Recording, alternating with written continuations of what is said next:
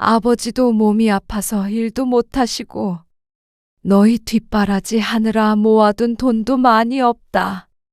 너랑 영준이랑 조금씩 생활비만 보태줘도 좀 살겠어. 시집에도 용돈 안 드리는데 어떻게 친정에만 용돈을 주자고 말해요. 너희 시집은 잘 살잖냐. 너도 여유가 있고. 그거랑은 다른 문제죠. 박서방도 싫어할 거예요. 너 그동안 뒷바라지하고 결혼할 때도 보태줬는데 늙은 부모한테 한 달에 기껏 몇십만 원 주는 게 아깝니? 그거 가지고 용돈을 달라고 하시면 안 되죠. 오늘 이야기 속 주인공은 67세 하재숙 씨입니다. 그리고 그녀의 딸에 관한 이야기이죠. 하씨는 아들보다 딸이 최고라는 사람들의 말이 거짓임을 깨달았습니다. 딸도 딸 나름이었고 아들보다도 부모 생각을 안 하는 딸이 있음을 알았습니다. 바로 하씨의 딸이었죠. 그렇게 열심히 뒷바라지하고 결혼할 때도 나름대로 큰 돈을 보태주었는데 결국 부모가 나이 들어 힘들어지니까 외면해버리는 딸. 한 달에 몇십만 원 용돈조차 줄 수 없다는 말에 하씨는 절망스러웠습니다. 한 달에 1,000만 원은 우습게 버는 딸과 대기업에 다니는 사위. 아주 넉넉한 형편의 딸인데도 건강이 안 좋아 일을 못하게 된 부모를 거들떠보지도 않았습니다. 이런 상황에서 과연 딸이 최고라는 말을 할 수가 있을까요? 너무 야속했습니다. 딸은 가족들이야 어떻게 살던지 상관없고 자기만 잘 살면 그만인 듯 했습니다. 어떻게 결혼하고서 이렇게 변해버린 것인지 몰랐습니다. 정말 딸은 출가외인이라는 말이 맞는 모양이었습니다. 하씨도 더 이상은 딸을 이전과 똑같이 대하지 않기로 했습니다. 부모와 형제를 업신여긴 것을 후회해도 말이죠. 하씨는 딸이 하나, 아들이 하나 있었습니다. 아들, 딸 모두 공부를 잘했는데 딸이 특히나 어렸을 때부터 똘똘했습니다. 공부 욕심도 있어서 재수를 해서 명문대에 들어갔습니다. 아들은 지방국립대를 나왔죠. 그리고 각자 자리를 잡을 때까지 하씨 부부는 자식들 뒷바라지를 열심히 했습니다. 그러다 딸은 30대 초반에 결혼을 했고 3살 터울의 아들은 하씨 부부와 함께 살았습니다. 엄마, 조금 무리해서라도 집을 사려고 하는데 전세 간다고 하지 않았어? 상의를 해봤는데 사는 쪽이 좋을 것 같아서요. 그런데 결혼할 때 조금만 도와줄 수 없을까요? 딸은 결혼할 때 하씨 부부에게 도움을 요청했습니다. 예비 사돈이 부자라고 들어서 집은 그쪽에서 해줄 거라고 내심 생각했던 하씨는 조금 당황스러웠습니다. 하씨 부부는 사돈과 달리 아주 넉넉한 형편은 아니었으니 말이죠. 혼수 정도 넣을 생각이었는데 뜻밖의 부탁에 놀랐습니다. 시집에서는 지원을 받기가 힘든 상황이라서요. 결혼은 알아서 하라는 주의라 5천 보태주신대요. 돈도 많다면서 5천만 원밖에 안 준다는 말에 황당했습니다. 그나마 다행인 것은 사위가 대기업에 다니고 연봉이 높은 편이라는 것이었습니다. 딸은 최근에 직장을 그만두고 학원을 차렸는데 자리를 잡고 있는 상황이었죠. 학원에 돈도 많이 들고 해서 고개 숙인 딸 때문에 속상했습니다. 딸이 시집 잘 간다고 어깨에 힘 좀 주고 다녔었는데 속 빈 강정인 것 같았습니다.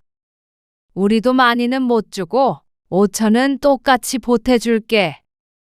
그러자 딸은 그거라도 감사하다고 했습니다. 사돈네는 강남에 산다고 그러던데 5천만 원의 무게는 달랐습니다. 하씨로서는 무리했다고 볼 수도 있었죠. 딸은 결혼 후에 연락이 뜸해졌습니다. 바쁜 것은 알고 있었지만 조금 서운했죠. 이번 추석에 안 올 거야? 특강이 있어서. 미안해요, 엄마.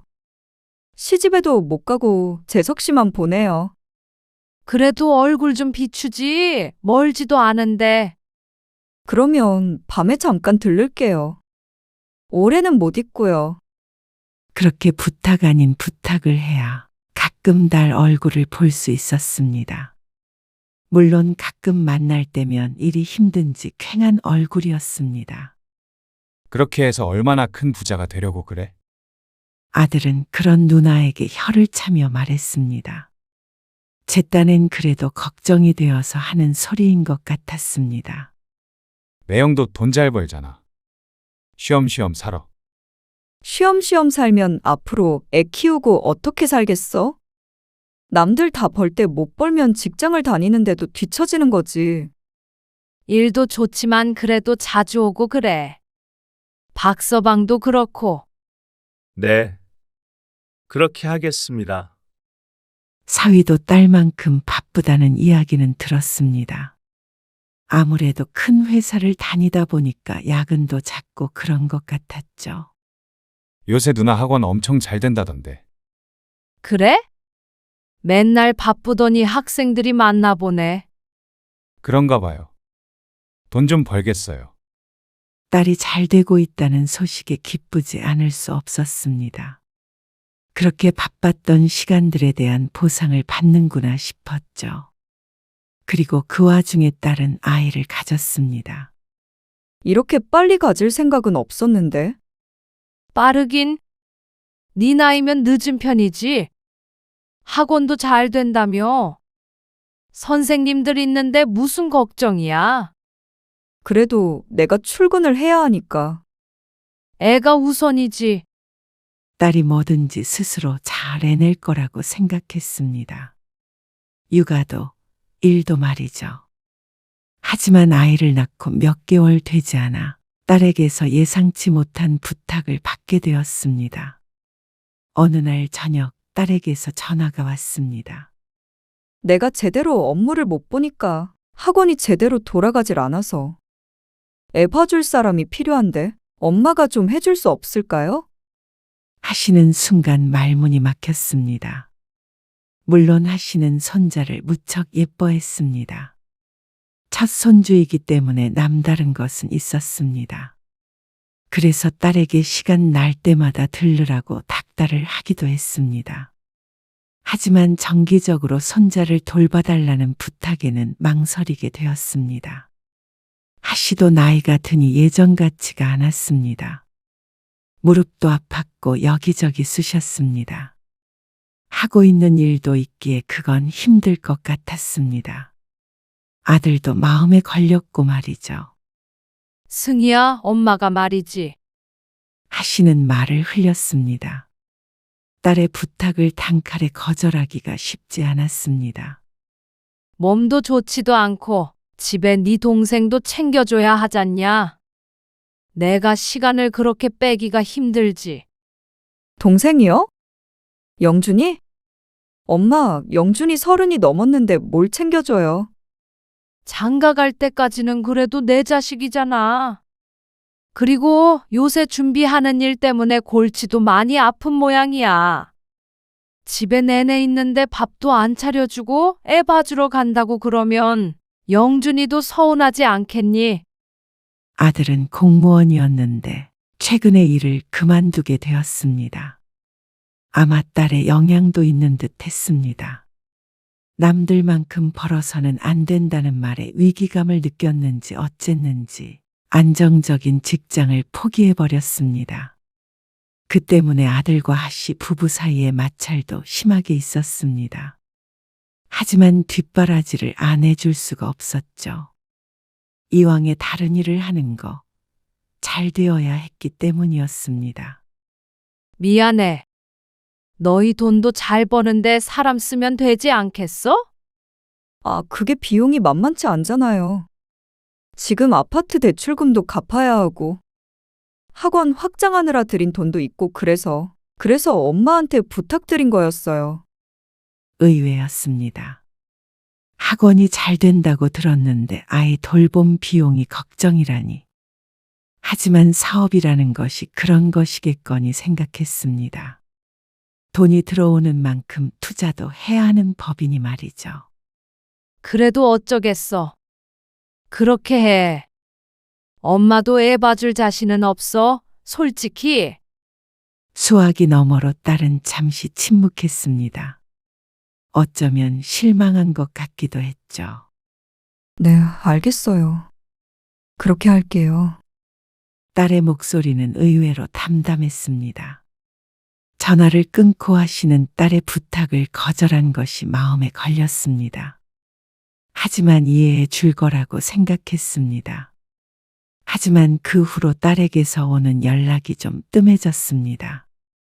하씨는 그것이 우연의 일치인지 아니면 자신이 손자 육아를 거절한 것과 관련이 있는 것인지 알 수 없었습니다. 하씨가 전화를 하면 평소처럼 받았으니 말이죠. 딸은 그 이후로도 승승장구했습니다. 직접 들은 건 아니지만 아들을 통해 슬쩍 들은 얘기로는 한 달에 1,000만 원, 2,000만 원은 우습게 번다는 이야기를 듣기도 했습니다. 학원도 확장했다고 하니까 그 정도는 당연히 벌겠거니 싶었습니다. 딸도 사위도 바빠서 얼굴 보기는 힘들었지만 명절이나 생일 등 때마다 좋은 선물을 들고 찾아왔습니다. 그래서 친척들에게도 기가 살았죠. 부럽네, 부러워. 뭐가 부러워? 딸이 돈 잘 버는 거지. 뭐 우리가 잘 버나. 그래도 제대로 된 딸 하나 있으면 열 아들 안 부럽대잖아. 아들은 결혼하면 며느리 남편 되지만 딸은 영원히 내 딸이야. 그래, 맞아. 요새는 그렇더라. 늙은 부모 부양하는 것도 다 딸이래. 그러니까 안 부럽고 배겨. 그런가? 돈 잘 버니까 화장품 같은 것도 좋은 걸로 사오고 그러긴 해. 겉봐. 아, 근데 아들이랑 같이 살았지? 생각해보니까 아들도 든든하겠네. 다들 맞장구를 쳤는데 아들 이야기가 나오자 하씨는 같이 웃기가 힘들었습니다. 요새 하씨의 걱정거리 중에 가장 골치 아픈 것이 아들 문제였으니 말이죠. 아들은 공무원을 그만둔 지 한참 됐는데 제대로 자리를 못 잡고 있었습니다. 처음에는 휴대폰 어플인지 뭔지 관련된 일을 한다고 해서 그러려니 했는데 1년 뒤에는 또 인터넷으로 무언가를 판다고 했습니다. 그렇게 사업 종목이 수시로 바뀌었습니다. 뭐? 돈을 달라고? 아이고 이놈아, 네가 지금 부모한테 손 벌릴 나이야. 아, 그러게 잘 다니던 직장을 왜 그만둬? 철밥통을 걷어차. 철밥통이면 뭐예요? 돈도 못 버는데. 그러는 지금은 네가 돈을 버냐? 그러다 보니까 남편도 아들과 언성을 높일 때도 있었습니다. 하지만 아들을 누구보다도 걱정하는 것이 남편이었습니다. 영준이 그놈 300만 원만 달래. 당신이 좀 넣어줘.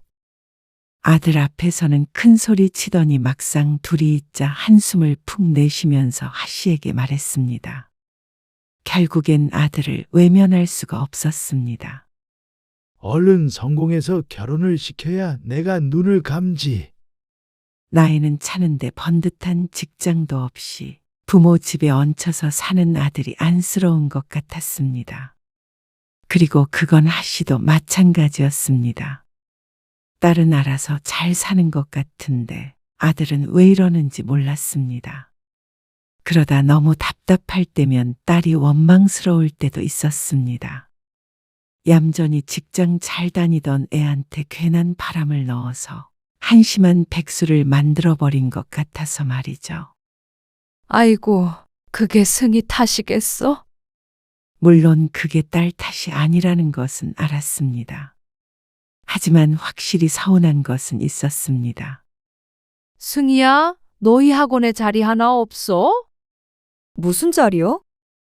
무슨 자리긴 선생님 자리지. 영준이 저놈 저렇게 둬? 아, 영준이요? 그래. 네 동생이니까 네가 좀 챙겨줘라. 영준이 선생님 못해요.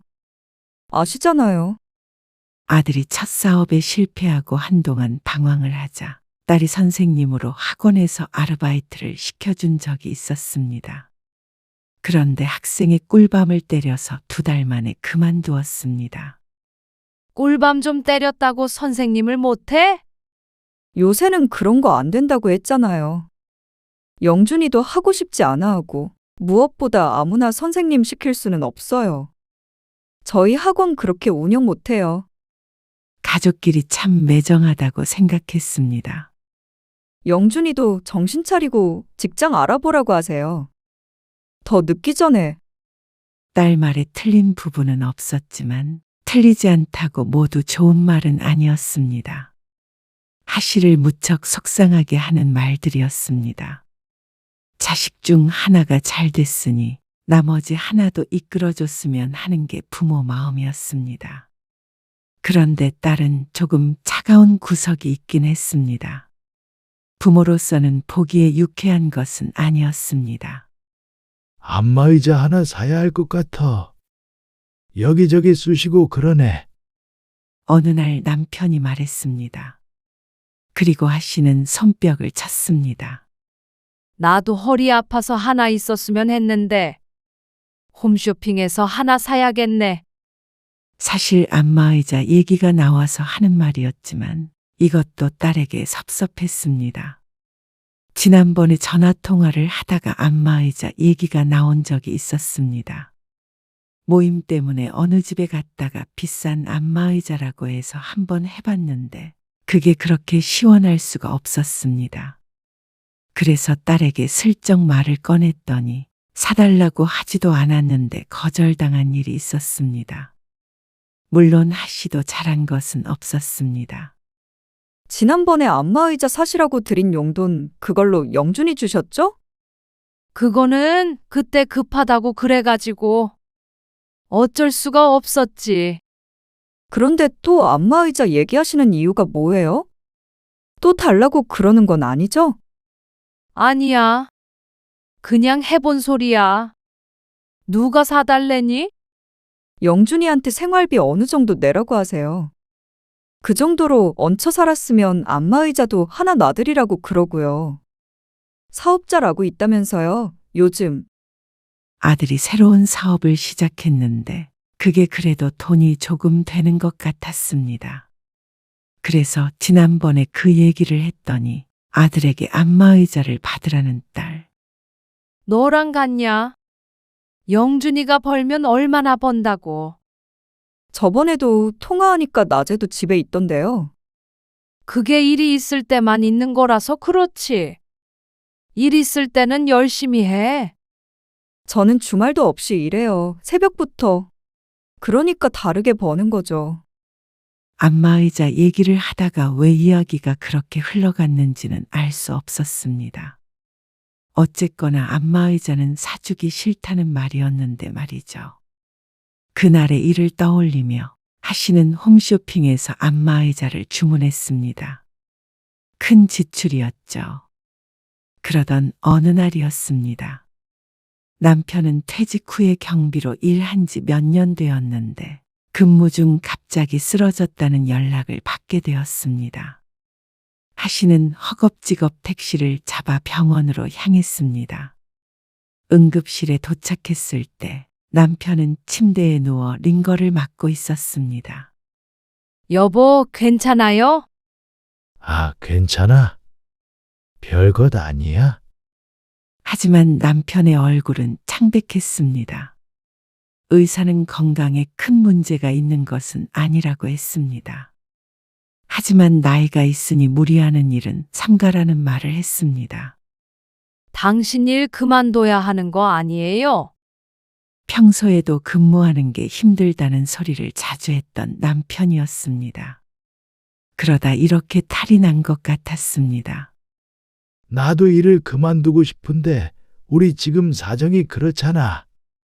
하씨 부부의 앞으로 나오는 연금이 있었고 남편이 경비 일을 해서 버는 돈과 하씨가 간간히 식당 일을 해서 버는 돈으로 살아갔습니다. 언뜻 넉넉할 것 같지만 실상 그렇지가 않았습니다.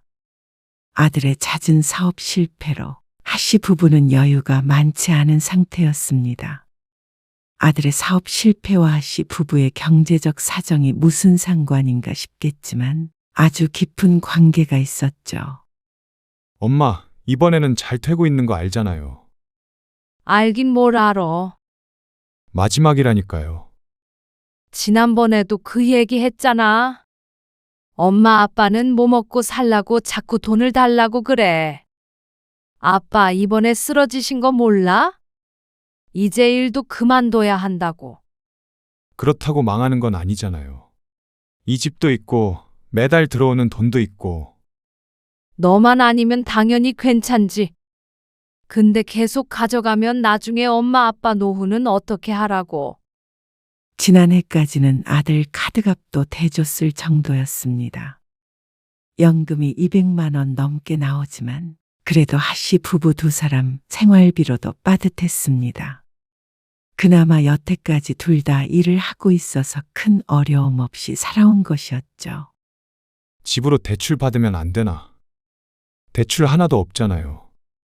그 소리 아빠 앞에서 했다가는 밥상 엎어진다. 아들의 큰일 날 소리에 하씨가 경고했습니다. 신용대출은 받을지언정 집을 건드리는 건 안 됐습니다. 그건 아들을 위해서도 절대 안 되는 일이었죠. 결국 남편은 일을 그만뒀습니다. 하씨가 가끔씩 하는 일도 크게 돈 되는 일은 아니었죠. 아들도 생활비 한 푼 안 내고 있으니까 세 식구 먹고 살기가 빠듯했습니다. 사업이 괜찮게 된다더니 자꾸만 투자금을 운운하는 아들 때문에 미칠 노릇이었죠. 하씨는 아들이 힘든 것을 충분히 알았습니다. 잘 해보려고 하다 보니까 그런 것이겠죠. 사업이 안 풀리면 얼마나 막막할지 그 심정은 이해가 갔습니다. 그래서 아들을 외면할 수 없었습니다. 하지만 그러다 보니 하씨의 살림살이는 점점 더 힘들어졌습니다. 거실에 덩그러니 놓여있는 안마의자가 원망스러울 지경이었습니다. 저걸 사질 말걸 하는 후회가 되면 왜 이러고 살아야 하나 싶기도 했습니다. 적금 들었던 것은 진작에 깼고 신용대출을 받기도 했습니다. 세 식구가 먹고 살아야 했고 돈도 줄줄이 샜기 때문에 어쩔 수 없는 결정이었죠. 그렇게 시간이 흐르자 천만다행으로 아들의 사업이 잘 풀리기 시작했습니다. 물론 갑자기 큰 돈을 번 것은 아니었지만 어느 정도 밥벌이를 하기 시작했다는 소리였습니다. 아직은 이렇게밖에 못 드리는데 더 벌어서 더 드릴게요. 그리고 앞으로 제 앞가림은 제가 해요. 아들은 이제부터 매달 30만 원씩 용돈을 주겠다고 했습니다. 매번 아들에게 돈만 나갔지 아들이 이렇게 용돈을 주는 것은 처음이었습니다. 눈물이 다 날 지경이었죠. 그리고 가져가는 돈이 없으니까 그것만 해도 큰 변화였습니다. 하지만 그렇다고 해서 갑자기 하씨의 재정 사정이 나아진 것은 아니었습니다. 신용대출도 아직 한참 남아 있었고 남편 병원비까지 나가게 되어서 매달 조금씩 적자였죠. 그러다 보니까 자연스럽게 딸이 떠오르게 됐습니다. 이럴 때 조금만 도와주면 숨통이 트이겠다 싶었습니다. 많이는 아니더라도 말이죠. 일단 100만 원 보냈어요. 근데 왜 생활비가 부족해요? 네 아빠 일 못하는 거 알잖아. 아니, 그래도 연금도 꽤 나오고 엄마도 일하고 계시잖아요. 그러면 300 얼마는 들어온다는 건데? 그걸로 두 분에서 생활을 못 한다고요? 딸은 이해가 안 가는 듯 대꾸했습니다. 딸에게 자세한 말은 하지 않으니까 당연히 잘 모를 수밖에 없었습니다. 아들에게 돈을 그렇게 썼다고 어떻게 말을 할까요? 답답하다고 욕이나 먹지 않으면 다행이었습니다. 그리고 얼마 안 돼서 하시는 뉴스를 보다가 깜짝 놀랐습니다. 딸이 사는 지역의 아파트 가격이 크게 올랐다는 뉴스였습니다. 딸은 2년 전에 집을 늘려 이사를 했는데 그 당시에도 꽤나 가격이 나가는 집이었습니다. 그 지역 아파트가 2배 가까이 올랐다는 말에 놀라지 않을 수 없었습니다. 학원도 층수를 늘렸다고 했는데 이 정도면 크게 성공했다고 할 수 있었습니다. 하씨는 딸에게 전화를 걸었습니다. 명절에 올 거지? 가죠. 특강 있고 그런 거 아니야? 저는 안 해요. 그래, 지금은 어디야? 지금 외식하러 나왔어요.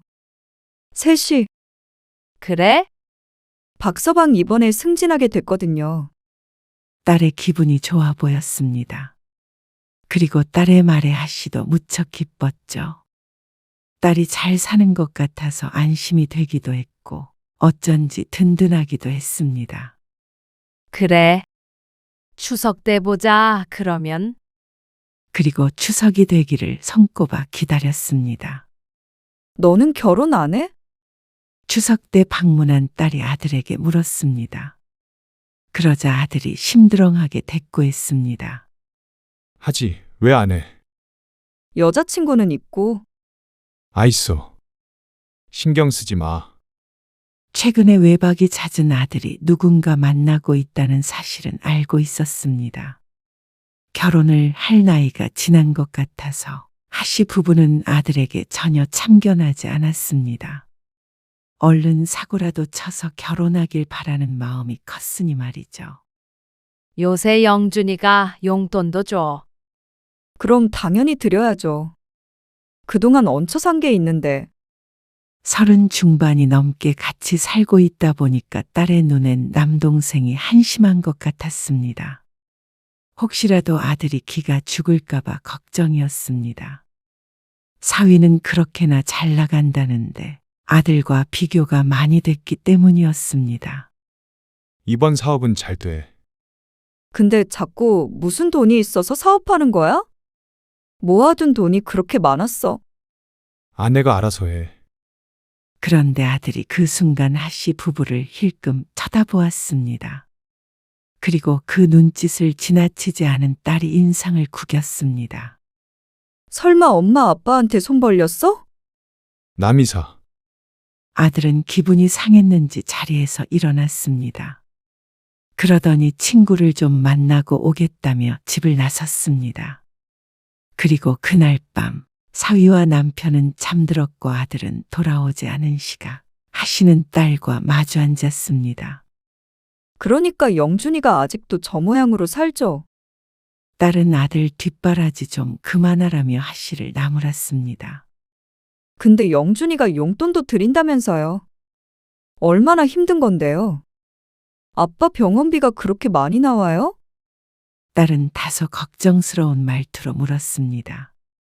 영준이가 아직 돈을 그렇게 버니? 아직 한 달에 30만 원씩 줘. 근데 아빠가 일을 못하니까 힘드네. 아니, 그러면 차라리 영준이 내보내고 이사를 하세요. 작은 집으로 간 다음에 좀 여유롭게 살면 되잖아요.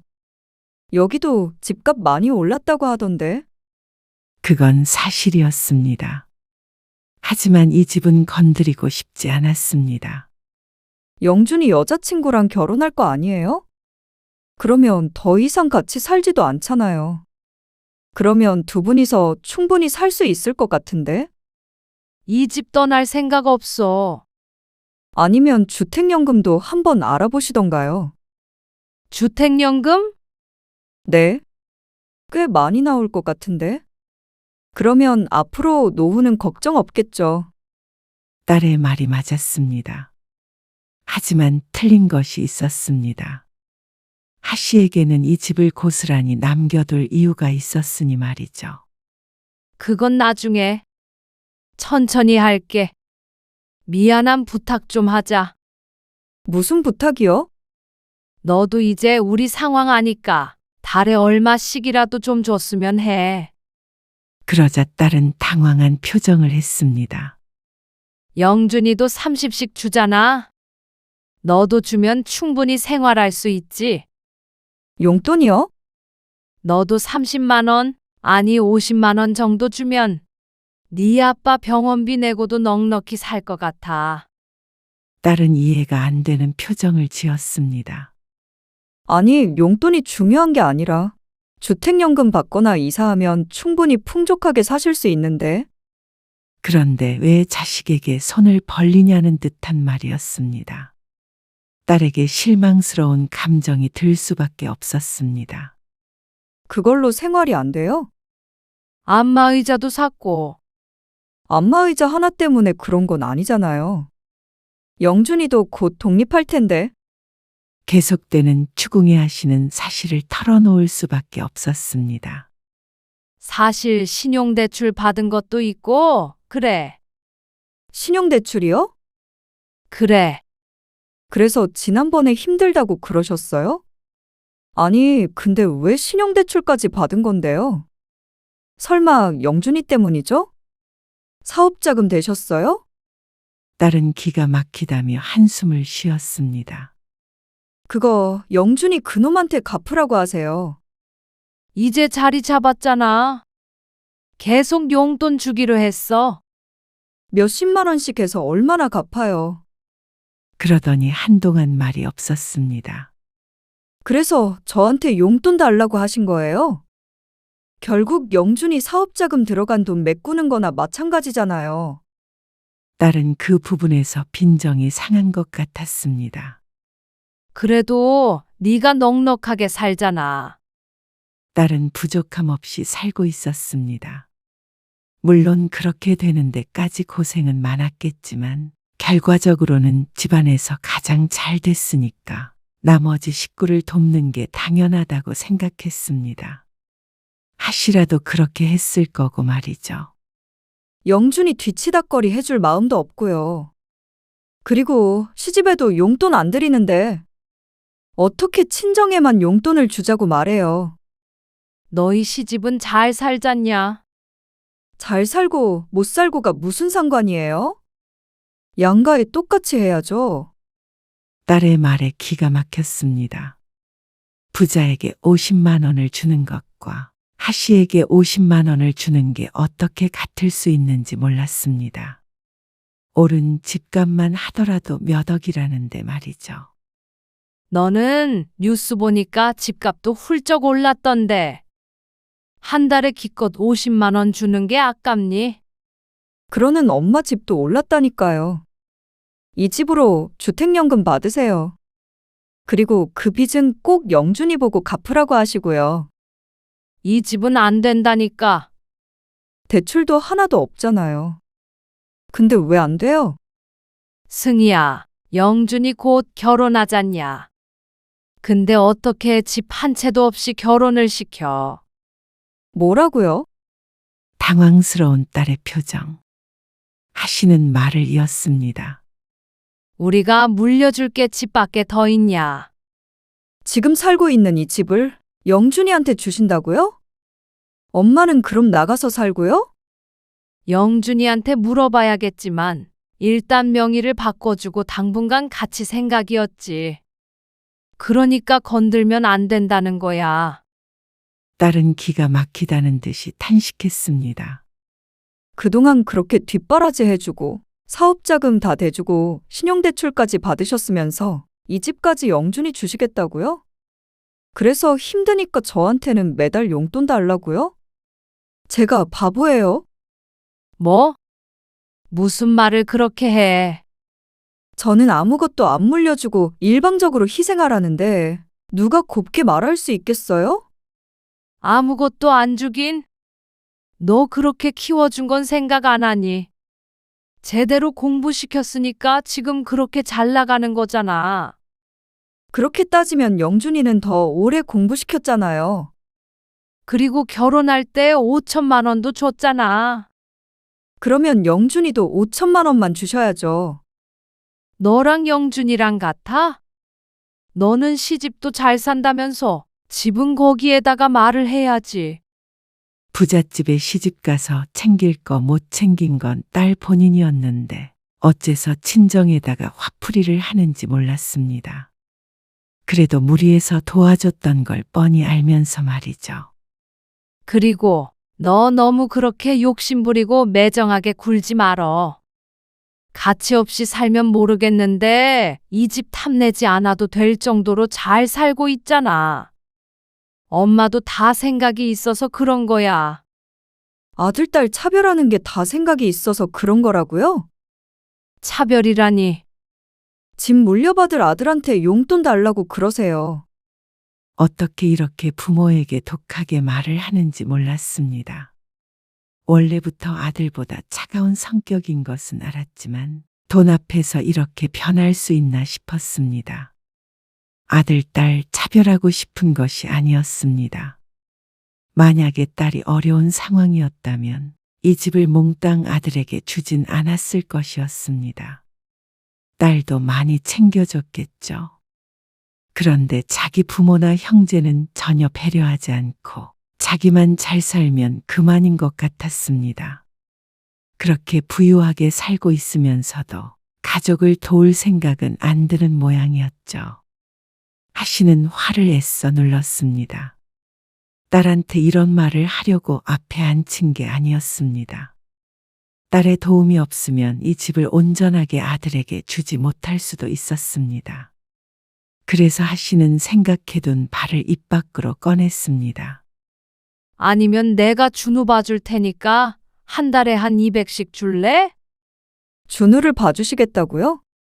그래. 너 학원 바쁘고 그래서 애 볼 시간 많이 없다며. 사람 쓰지 말고 내가 봐줄게. 열심히 계산기를 두드려 본 결과였습니다. 그게 훨씬 돈이 되고 시간도 자유로울 것 같았습니다. 그러면 아들이 결혼하고 이 집을 주더라도 충분히 남편과 지낼만 했죠. 하지만 딸은 그것마저 고개를 저었습니다. 아니요. 애 봐주는 사람 이미 있고요. 없다고 하더라도 그렇게 하고 싶지 않아요. 뭐? 봐달라고 그렇게 부탁할 땐 영준이 때문에 안 된다고 하셨잖아요. 그런데 이번에는 또 영준이 때문에 봐주시겠다고요? 그리고 애도 많이 커서 엄마 도움 필요 없어요. 너는 영준이한테 무슨 억하심정이 있길래 그래? 아니면 돈 좀 버니까 부모고 가족이고 다 안 보이는 거야? 그럴 거면 너 결혼할 때 줬던 5천만 원도 도로 돌려줘. 공부시킨 돈도 다 주고. 아주 그냥 그렇게 남남처럼 살자. 그러자 딸이 뻔뻔스럽게 대꾸했습니다. 그걸 제가 왜요? 영준이는 10억짜리 아파트 봤는데 저는 왜 5천만 원도 토해내야 하는 건데요? 너? 왜 이렇게 피도 눈물도 없어? 그건 제가 엄마한테 하고 싶은 말이에요. 딸은 자고 있는 사위를 깨우더니 그 길로 바로 집으로 돌아가 버렸습니다. 길가다 뺨이라도 맞은 것 같은 기분이었습니다. 그 뒤로 딸은 연락이 없었습니다. 당연한 말이지만 하씨가 전화를 해도 받지를 않았습니다. 승희가 다시 전화하겠지. 미안하다고 하겠지. 하씨는 그렇게 생각하며 기다렸습니다. 딸과 연을 끊을 것처럼 말한 것은 자신이었습니다. 남남처럼 살자고 했죠. 하지만 그건 화가 나서 내뱉은 말이었을 뿐 정말로 그러자는 뜻은 아니었습니다. 하지만 딸에게서 연락은 오지 않았습니다. 하루가 지나고 이틀이 지나고 일주일이 지나도 전화하지 않았죠. 하씨는 몇 번이나 휴대폰을 들었다 놓았습니다. 먼저 연락하자니 자존심이 상했고 그렇다고 이대로 두자니 딸과 멀어질 것 같아서 마음이 불편했습니다. 이대로 연을 끊고 산다면 그야말로 하씨의 손해나 마찬가지였습니다. 결혼할 때까지 그동안 뒷바라지 다 해놓고 잘 되니까 연을 끊으면 말년엔 누구 덕을 보고 살아가라는 말인지 꼭 이때만을 노렸던 것 같아서 딸이 더 괘씸하기도 했습니다. 시집처럼 부자가 아니라서 무시하나 싶기도 했습니다. 하지만 그런 것 치고는 시집에서 받은 것도 없다는데 물려줄 집이 없어서 그럴지도 몰랐고 사위가 조종하는지도 몰랐죠. 머릿속이 복잡했습니다. 하씨는 결국 딸에게 전화를 걸었습니다. 승희야, 네가 이해해라. 영준이는 제대로 자리를 못 잡았잖냐. 네 동생이야. 남도 아니고. 너는 부족할 것 없는데 왜 집 한 채 때문에 이러는 거야? 반대로 우리 시어머니가 시동생한테 모든 재산 다 물려주겠다고 하고 노후는 우리더러 책임지라고 그러면 엄마는 이해하라고 하겠어요? 그 말에 하씨는 말문이 턱하고 막혔습니다. 반대로 생각해 보니까 억울하긴 했죠. 그거랑 같냐? 박서방네는 어쨌거나 아들이 둘이니까 반씩 물려받긴 할 거잖아. 그러면 그 많은 재산 다 끌어안고 살래? 적어도 상의는 하셨어야죠. 적어도 용돈을 달라고 하지는 마셨어야죠. 결국 딸과의 통화는 그게 끝이었습니다. 끝까지 자신은 잘못한 게 없고 불공평한 하씨 부부의 탓이라고 했습니다. 하씨도 답답했습니다. 조금만 욕심을 버리고 생각해보면 하씨의 판단이 옳은 거란 걸 알 텐데 말이죠. 하씨는 마음 한구석이 텅 빈 것 같았습니다. 하지만 그 빈자리를 아들에 대한 기대로 채워나갔습니다. 저올 겨울 가기 전에 결혼하려고요. 그래. 잘 생각했다. 일단은 여기 들어와서 살다가 독립할게요. 그건 하씨 부부가 그리는 계획과 일치했습니다. 하씨 부부는 아들이 결혼함과 동시에 집 명의를 아들에게 넘겨주었습니다. 그렇기 때문에 상견례에서도 떳떳하게 길을 펼 수 있었습니다. 이렇게 하기 위해서 그동안 집만은 건들지 않았던 것이었습니다. 근데 그렇게 살다 보니까 불편한 것이 한두 개가 아니었습니다. 하씨는 처음엔 합가하게 된 며느리가 불편할까봐 조심스러웠습니다. 시집살이한다고 생각하지 않도록 잘해주려고 노력했죠. 그런데 며느리 걱정할 때가 아니었습니다. 같이 사는 하씨 부부도 너무도 불편하고 힘들었죠. 아니, 적어도 빨래 정도는 너희 손으로 해야 하는 거 아니야? 일하느라 바빠서 그렇죠. 그러면 생활비라도 좀 많이 내놓던가. 집안일은 죄다 엄마한테 시키고 생활비도 안 주는 게 어디 있어? 결혼 전과는 상황이 달랐습니다. 집도 아들 명의가 되었고 아들도 이제는 제대로 돈을 벌기 시작했습니다. 그러면 여유가 생겼으면 앞으로 하씨 부부에게 도움이 되어야 하는 거 아닌가 싶었습니다. 그러라고 같이 살려는 것인데 말이죠. 며느리는 얼마나 당찬 여자를 데려왔는지 시부모 눈치라고는 눈꼽만큼도 보지 않았습니다. 피로만 쌓여갔습니다. 이대로 같이 살다가는 제명까지 못 살 것 같았습니다. 그런데 그건 당연히 며느리도 마찬가지인 것 같았습니다. 어느 젊은 사람이 시부모와 같이 살고 싶을까요? 눈치를 보지 않는 것과는 다른 문제였죠. 한창 때이기도 했고 이세도 생각하고 있던 아들 부부는 은근슬에 집을 나가달라는 분위기를 풍겼습니다. 저희도 둘만의 공간이 필요해요. 애가 태어나면 방도 부족할 거고. 그러면 네가 나가냐, 내가 나가냐의 문제였습니다. 하씨는 아들에게 집을 준 마당에 이곳에서 쫓아낼 생각은 없었습니다. 그랬다가는 아들과도 척을 지고 살 것이 뻔했기 때문이었습니다. 하지만 그렇다고 땡전 한 푼 없이 하씨 부부가 나갈 수는 없었습니다.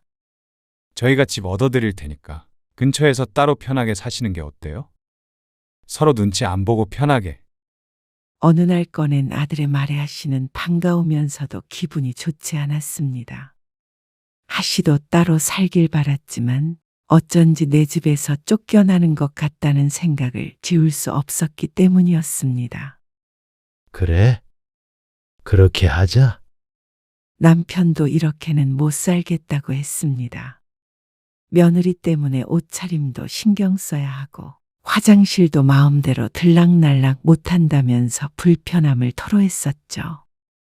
그런데 아들이 보여준 지배아 씨 부부는 할 말을 잃었습니다. 여기 인터넷에 매물이 나와 있는데 꽤 괜찮아요. 여기면 두 분이서 살기에 아담하고 좋을 것 같은데. 여기서 살라고. 네, 어머님. 다른 데 다 찾아봐도 제일 괜찮더라고요. 적어도 방 2개짜리 아파트 전세는 구해줄 줄 알았습니다. 아니, 방이 하나더라도 멀쩡한 집일 줄 알았죠. 그런데 학생들이나 살 것 같은 구조의 작은 집이었습니다. 아니, 방이라고 해야 할까요? 원룸까지는 아니었지만 그래도 나이 든 부부가 살기에 적절해 보이지는 않았습니다. 자식이 없다면 또 모르겠지만 말이죠.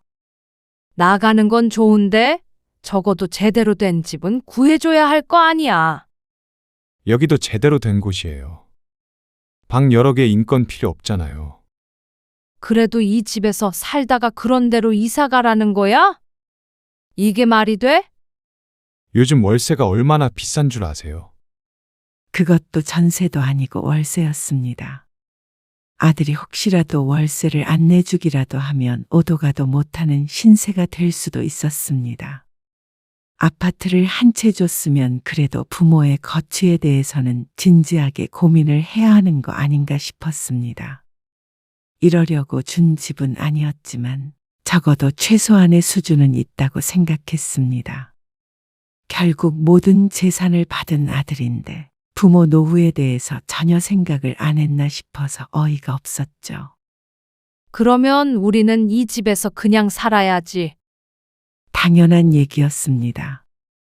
잘 살던 집을 놔두고 굳이 이런 곳으로 쫓겨나갈 필요가 없었습니다. 며느리와 사는 건 불편하기는 했지만 그래도 어쩌겠나 싶었죠. 그런데 아들은 제안을 한 것이 아니었습니다. 아니요. 분명히 조금 같이 살다가 독립하기로 했고요. 저희도 아직은 어머니 아버지 모시고 살 생각은 없어요. 뭐? 독립을 너희가 해야지. 우리가 하는 거야? 여기는 제 집이잖아요. 그 말을 듣는 순간 하씨는 눈앞이 깜깜해졌습니다. 남편도 화를 버럭 냈습니다. 이 집이 원래 누구 집인데? 명의만 네 앞으로 해줬지 우리 집이야. 그건 아니죠. 어머님, 집 해주신다고 저희 부모님한테도 엄청 뭐라고 그러셨잖아요. 그러면 저희한테 완전히 주셔야죠. 며느리의 말에 가슴을 치고 싶었습니다. 여우 같은 며느리가 아들을 꼬드긴 게 틀림없었습니다. 사진 자세히 보세요. 그렇게 나쁜 집 아니에요. 오히려 청소도 덜해서 좋죠. 너 이 배은망덕한 놈! 너 때문에 대출까지 받아가면서 뒷바라지 했어. 그건 어머님 아버지가 원해서 하신 거죠. 당장 그 돈 다 내놔라. 신용대출 받은 거 남은 부분은 제가 드릴게요. 대신 분가하죠. 협박이라도 하는 것 같았습니다. 당연히 그 부분은 자연스럽게 아들과 같이 살며 상환이 될 거라고 생각했습니다. 그런데 아들은 아주 마음을 먹은 것 같았습니다. 어차피 이렇게 지낼 수는 없잖아요. 아들은 그러고 나서 입을 꼭 다물었습니다. 어떻게 이런 자식이 다 있나 싶었습니다. 며느리도 똑같은 사람이었고 하씨는 자식에게 버림받은 거나 마찬가지였습니다. 하씨 부부는 쫓겨나듯이 살던 집에서 나와야 했습니다. 아들이 구해준 집은 생각보다는 상태가 괜찮았지만 살던 집에 비할 바가 아니었습니다. 그러게 왜 명의를 홀랑 내줬어? 남편은 오히려 하씨를 나무랐습니다. 하씨 마음대로 준 것도 아니었고 당연히 그렇게 하기로 얘기가 됐던 부분이었는데 말이죠. 그래도 아들은 양심은 있는지 신용대출 받은 부분은 갚아주었습니다. 하지만 졸지에 집을 잃은 하씨는 그것 가지고 좋다고 할 수는 없었죠. 막막했습니다. 연금은 나온다고 하지만 이것 가지고는 두 사람이 겨우 입에 풀칠을 할 정도였습니다. 최소한의 생활비였죠. 여기에서 병원비라던가 추가적으로 돈이 필요하다면 당연히 자식에게 손을 벌려야 할 상황이었습니다. 거기엔 아들의 탓이 가장 컸지만 도와줄 놈이었으면 이렇게 쫓아내지도 않았겠죠. 그러던 어느 날이었습니다. 통장에 5천만 원이 입금이 되었습니다. 그것도 딸의 이름으로 말이죠. 놀란 마음에 전화를 걸었더니 오랜만에 딸이 전화를 받았습니다. 이게 무슨 돈이야? 5천만 원 돌려달라고 하셨잖아요. 싫다더니. 영준이한테 얘기 들었어요. 그러니까 왜? 아니에요. 다시 연락하고 지내려고 드린 거 아니에요. 그냥 그거라도 돌려줘야 제 마음이 편할 것 같았어요. 당장에 급하니 고마운 마음도 있었지만 한편으로는 야속하기도 했습니다. 힘든 사정을 뻔히 알고 있었고 도와줄 여력도 충분히 되는데도 불구하고 5천만 원으로 모든 것을 끝내려는 딸에게 섭섭했습니다. 그동안 딸을 키운 것은 생각을 안 하는 모양이었습니다. 하지만 하씨는 원망하는 말을 할 수가 없었습니다. 이렇게라도 딸과의 끈을 유지해야겠다는 생각이 들었습니다. 그래, 고맙다. 너 생각날 때 전화 줘. 아빠도 많이 보고 싶어 해. 딸은 대답이 없었습니다. 하씨의 눈시울이 붉어졌습니다. 그리고 그날의 전화 이후로 딸과는 연결이 되지 않았습니다. 혹시나 하는 마음에 사위에게 전화를 걸어보았지만 마찬가지였습니다. 배은망덕한 것들, 지들 배만 부르면 그만이지. 그렇다고 아들까지 연락을 끊은 것은 아니었습니다. 종종 전화도 했고 챙겨주는 듯 보였습니다. 가끔은 용돈도 주었죠. 하지만 하씨 부부는 늘 불안해야 했습니다. 내 집도 없고 모아둔 재산도 다 날렸고 다달이 들어오는 돈으로 하루살이처럼 살아가는 심정이었습니다. 만약에 딸과 아들에게 똑같이 주었다면 어땠을까 생각해 보았습니다. 아니, 처음부터 아무에게도 주지 않고 다시 부부가 쥐고 있었다면 어땠을까 생각해 보았습니다. 아들, 딸이 서운해하기는 했을지언정 하씨 부부와 이렇게 가족도 남도 아니게 살아가지는 않았을 것 같았습니다. 하씨도 비참하지 않고 말이죠. 어디서부터 잘못된 짓 되짚으려다가 포기했습니다. 그게 다 무슨 소용인가 싶었습니다. 후회해봤자 딸은 이미 남이 되었고 아들도 크게 다르지 않게 되었으니 말이죠.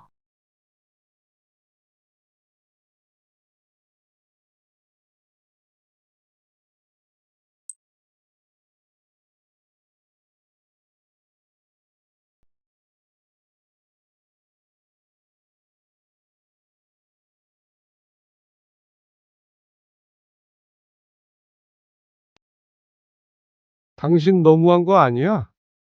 집에서 종일 뭐 하는 거야? 시간 많잖아.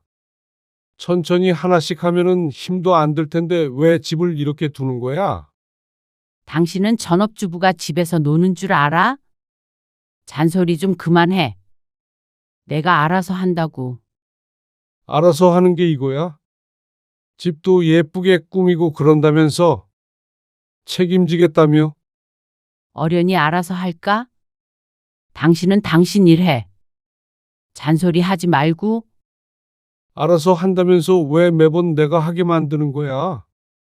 당신이 안 하면 되잖아. 안 하면 어떻게 살아?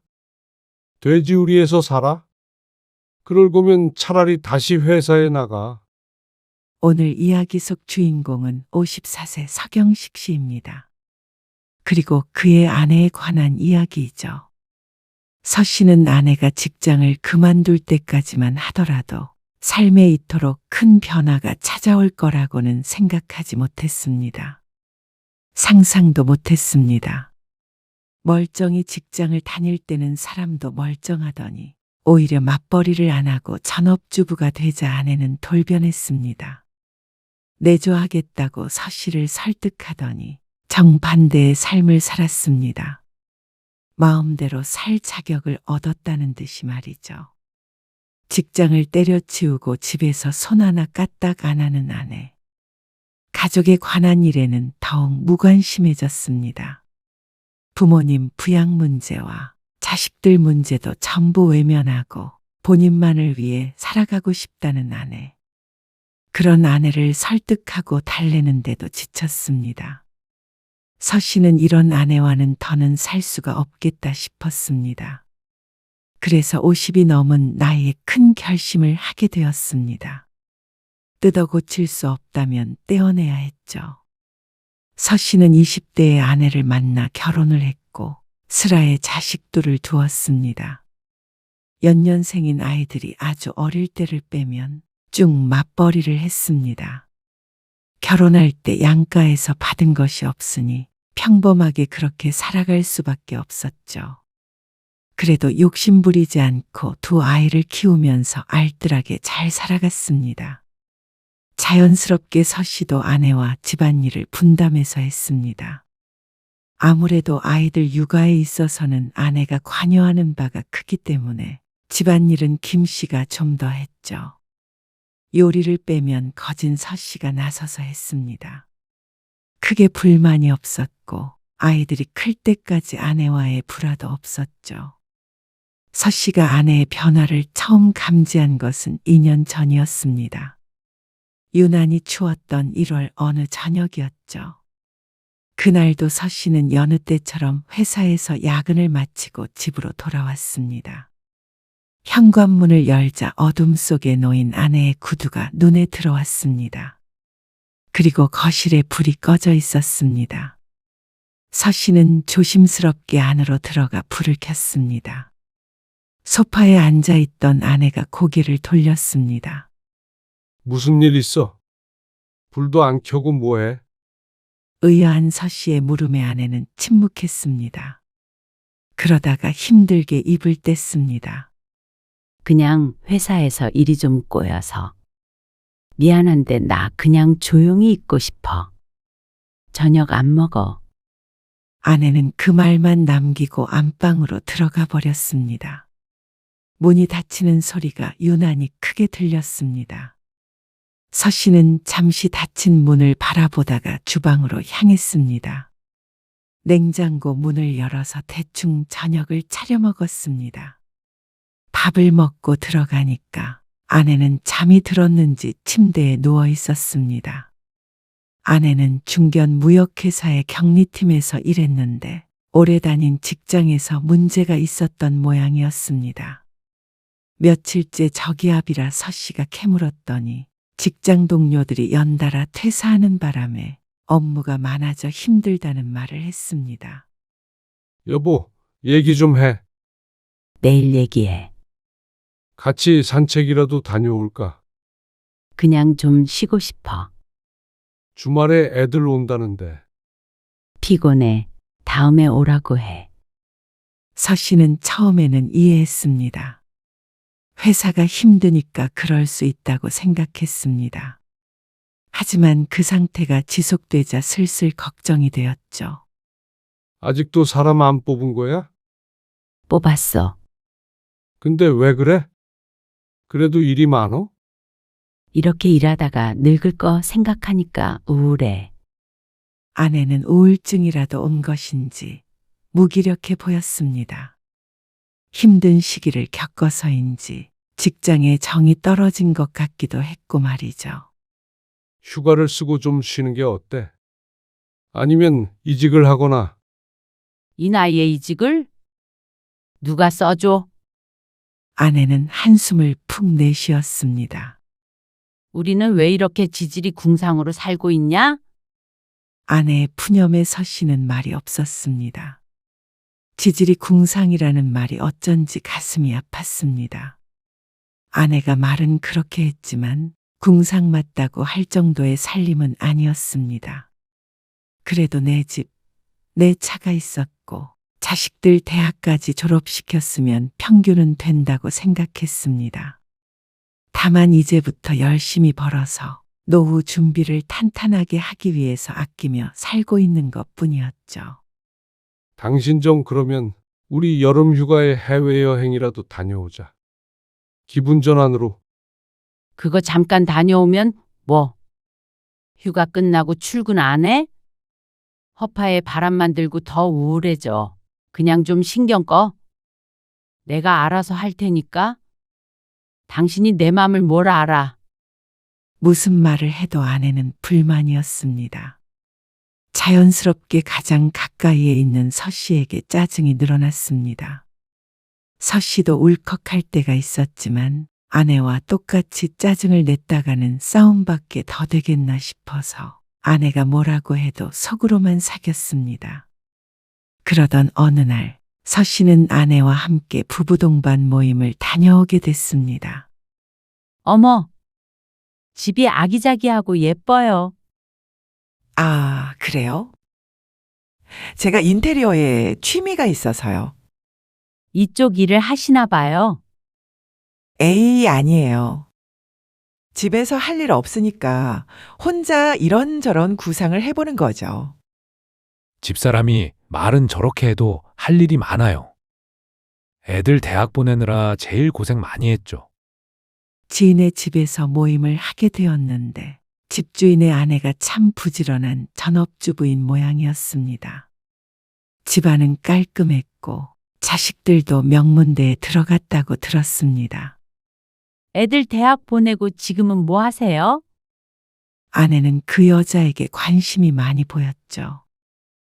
사실 하는 일 없어 보이긴 하지만 애들 대학 갔어도 바빠요.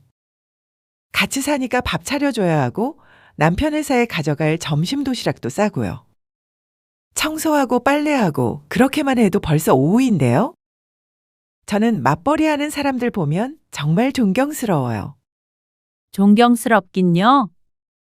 이렇게 깔끔하게 해놓고 살지도 못하죠. 에이, 맞벌이 하면 그럴 시간이 없잖아요.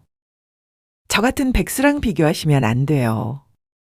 분위기는 화기애애했습니다. 그런데 그날 이후로 아내의 심경의 변화가 찾아온 것 같았습니다. 출근하기 싫다고 그러더니 기분 좋아 보이네. 매일 죽상을 하고 출근하더니 근 며칠간 아내의 표정이 밝았습니다. 덩달아 서 씨도 마음이 가벼워졌습니다. 그냥 좀 생각을 바꾸면 되는 거였어. 마음을 다스릴 수 있는 방법이 생겼나 싶어서 의아하기도 했고 안심했습니다. 그런데 며칠 뒤 서 씨에게 아내가 말했습니다. 오늘 그 와이프 있잖아. 너무 행복해 보이더라.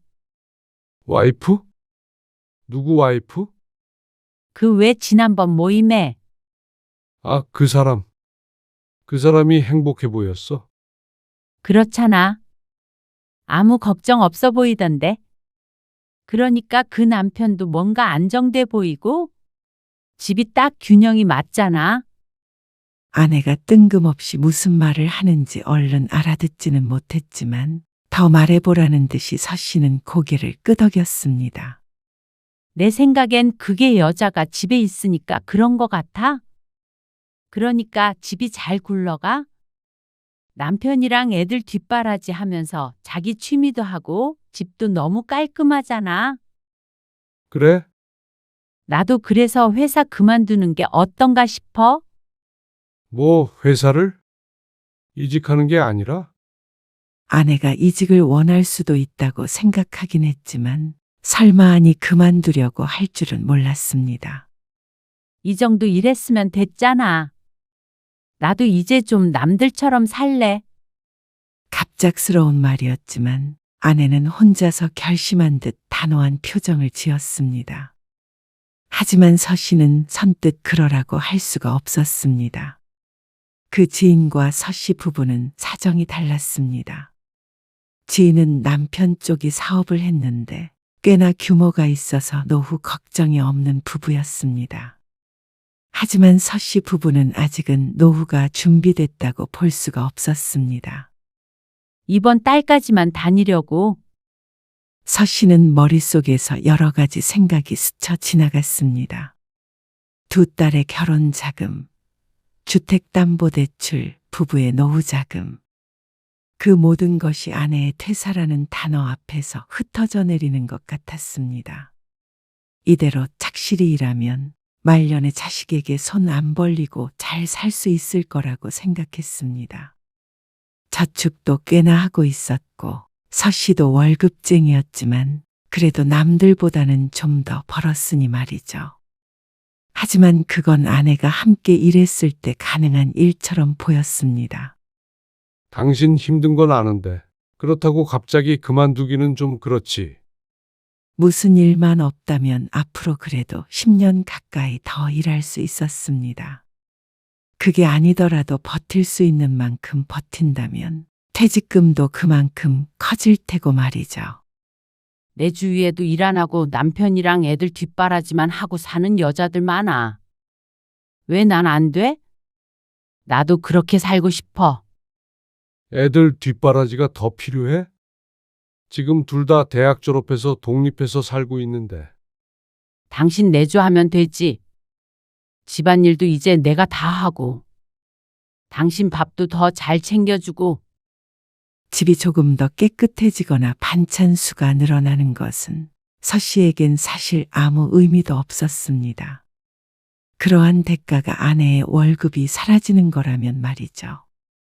서 씨도 마음 같아서는 당신도 집에서 쉬어라 하고 싶었지만 현실적인 문제들이 발목을 잡았습니다. 우리 나중에 60 넘고 70 넘으면 뭐 먹고 살려고 그래. 당신이 벌잖아? 그거로 충분하겠어? 이제 와서 무슨 내조야. 애들 다 컸는데. 집안일도 지금처럼 같이 하면 되잖아. 애들 걱정 없으니까 열심히 모으면. 그만둘 거라고. 아내는 서 씨의 말을 끝까지 듣지 않았습니다.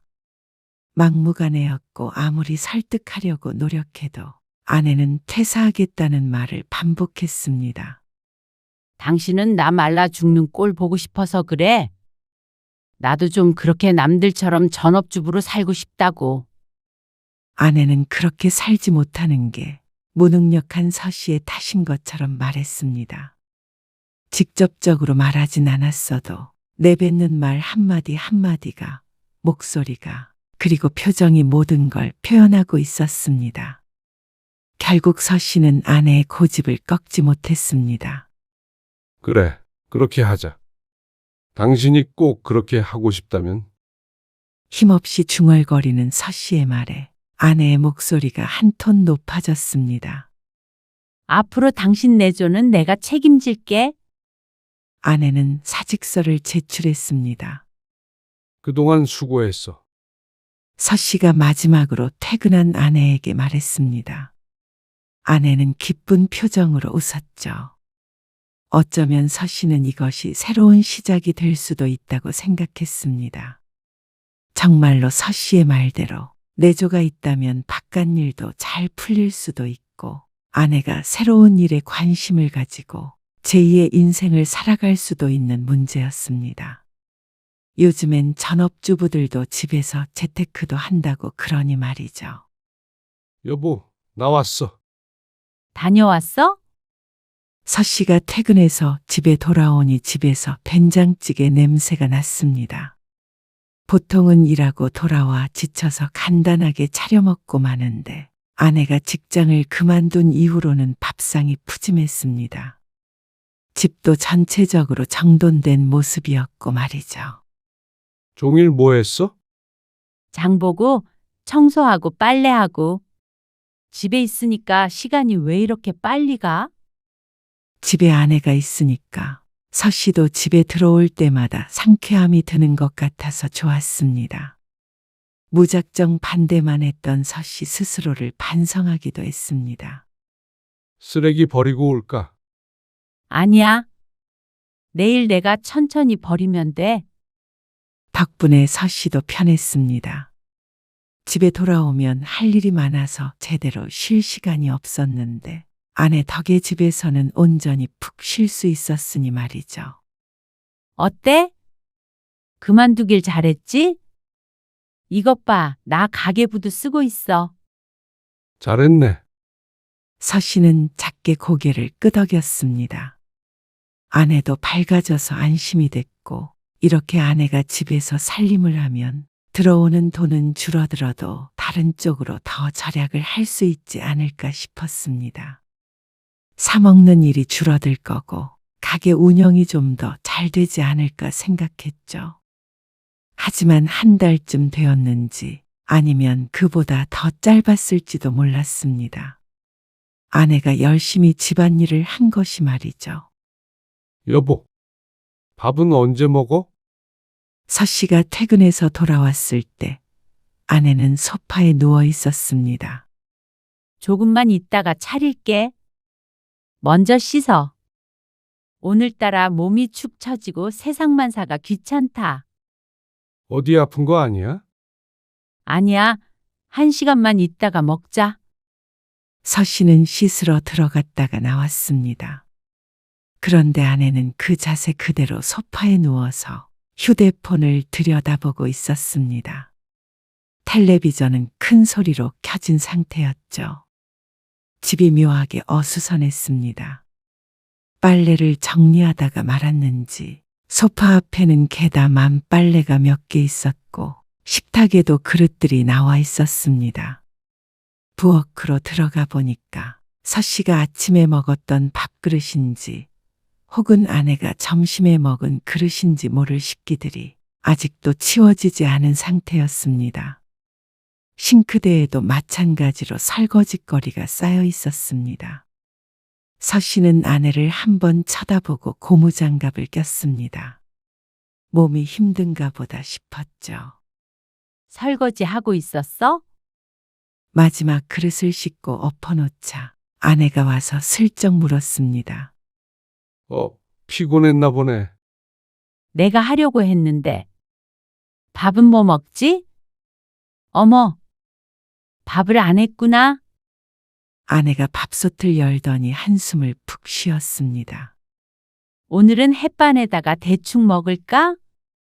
그래. 그렇게 하자. 점심에 부실하게 먹었더니 배가 고팠는데 왠지 아픈 것 같은 아내를 닥달할 수는 없었습니다. 서 씨는 대수롭지 않게 여겼습니다. 집안이 어수선한 것도 말이죠.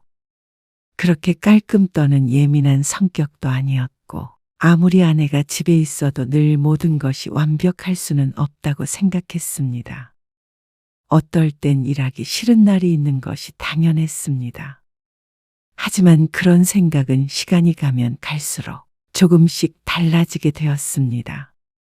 어느 날 퇴근을 해서 집에 돌아와 보니 아내가 없었습니다. 여보, 어디야? 집에 없네. 어? 나 지금 친구 만나러 잠깐 나왔는데 저녁도 먹고 들어가야 될 것 같은 분위기야. 당신이 좀 챙겨 먹을래? 그래.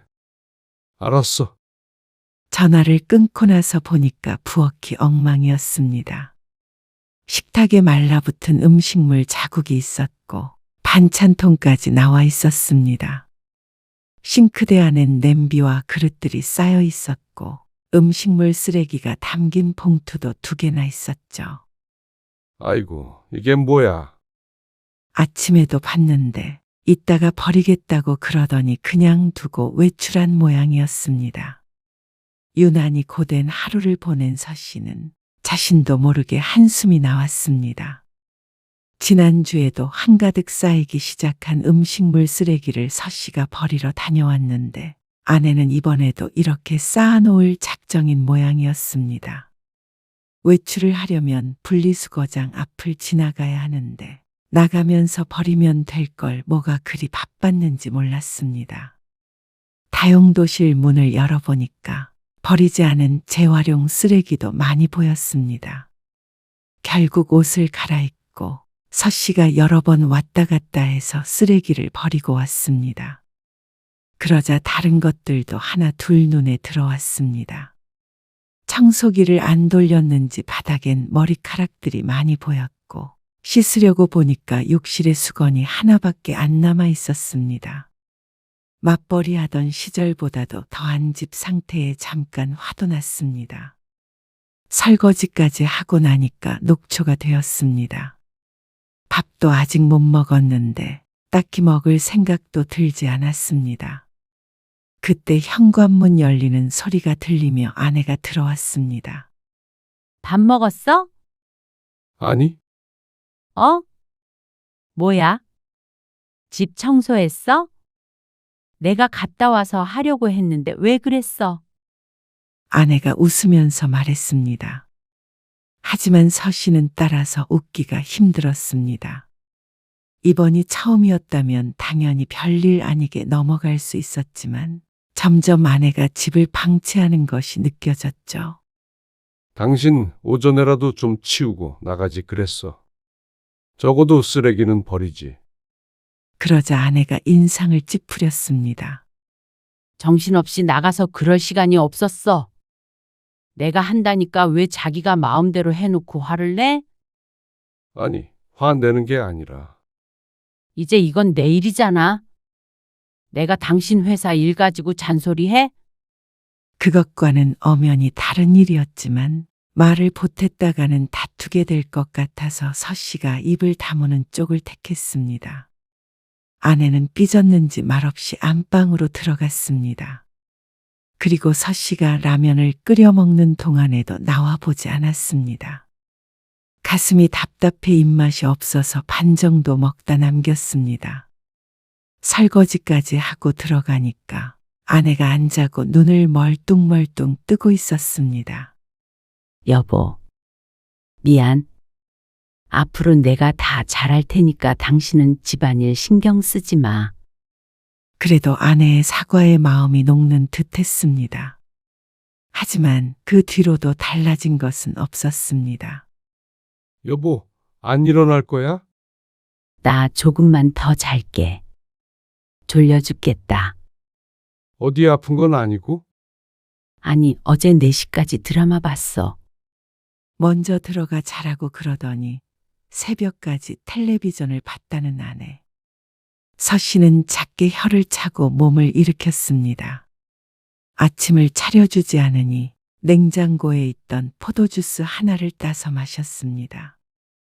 차려서 먹을 시간은 없어서 얼른 씻고 집 밖을 나서는데 배웅하는 사람은 없었습니다.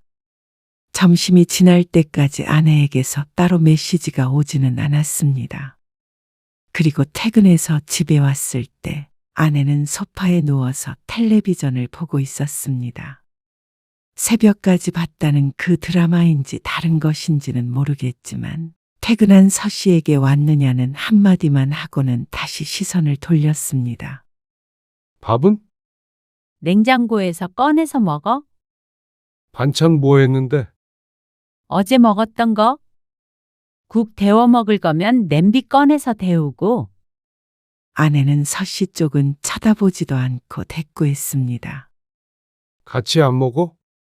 나는 아까 늦잠 자서 점심을 늦게 먹어서 배가 안 고프네. 먹고 나서 설거지 좀 해줘. 서씨가 씻고 나오니까 이번에는 아내가 누워서 휴대폰을 보고 있었습니다. 소파와 한 몸이 된 듯 보였습니다. 주말에도 똑같았습니다. 아내는 하루 대부분 소파에 누워 있는 것 같았습니다. 외출할 때를 제외하고는 말이죠. 내조하겠다던 아내의 말이 떠올랐습니다. 이런 게 직장까지 그만두고 하고 싶었던 일인지 서씨는 이해하지 못했습니다. 그래서 아내를 앉혀놓고 진지하게 얘기해 본 적도 있었습니다.